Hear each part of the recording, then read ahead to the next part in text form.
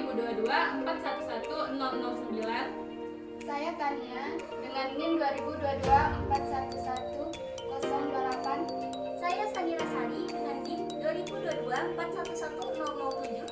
Saya Dewi Sukmawati dengan NIM 2022-411036. Saya Putra Gita dengan NIM 2022-411006. Saya Ismilia dengan NIM 2022-411030. Kami dari Prodi Biologi semester 3 Fakultas Sains dan Teknologi Universitas PGRI Palembang. Di sini kami dari kelompok 2 akan melakukan suatu pengujian, yaitu uji Grispot atau Grispot test. Uji Grispot ini adalah suatu pengujian untuk mengidentifikasi apakah terdapat lipid atau lemak dalam suatu sampel. Alat dan bahan yang kami gunakan dalam uji Grispot ini yaitu alat yang pertama adalah sendok, cotton bud, cup kecil, dan kertas. Dan bahan yang kami gunakan yaitu ada minyak telon, air gula, kuning telur, mentega cair, dan minyak sayur. Melakukan percobaan, pertama-tama ambil cotton bud, celupkan ke dalam sampel, lalu oleskan pada kertas yang sudah disediakan tadi. Lakukan langkah yang sama pada sampel berikutnya.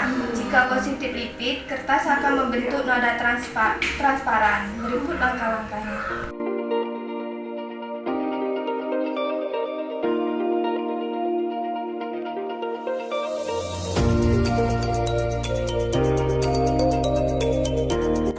Setelah kertas yang telah diolesi sampel dikering-anginkan, maka didapati hasil dari uji Grispot ini yaitu minyak telon terdapat noda dan transparan, maka positif lipid, air gula tidak terdapat noda dan tidak transparan, maka negatif lipid, kuning telur terdapat noda dan tidak transparan, maka negatif lipid, mentega cair terdapat noda dan transparan, maka positif lipid, dan minyak kelapa terdapat noda dan transparan, maka positif lipid.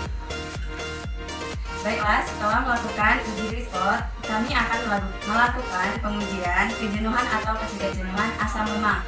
Alat dan bahan yang kita gunakan sama seperti tadi, tetapi di sini kita tambahkan betadine. Baiklah, langkah pertama kita siapkan alat dan bahan, kemudian kita tambahkan sebanyak 3 tetes betadine.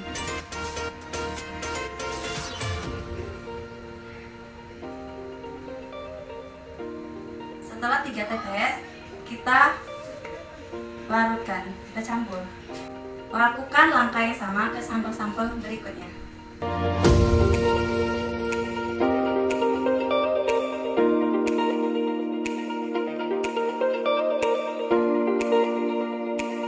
Baiklah, ini adalah hasil dari pengujian uji kejenuhan atau ketidakjenuhan asam lemak.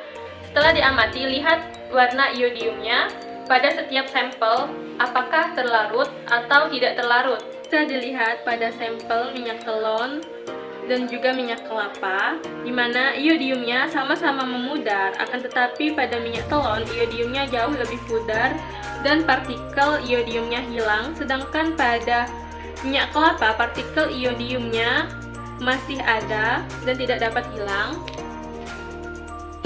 Minyak telon mengandung asam lemak tak jenuh lebih tinggi daripada minyak kelapa, dikarenakan minyak kelapa masih ada partikel iodiumnya. Lalu pada sampel kuning telur, iodiumnya menghilang secara sempurna dan tidak ada partikel sedikit pun.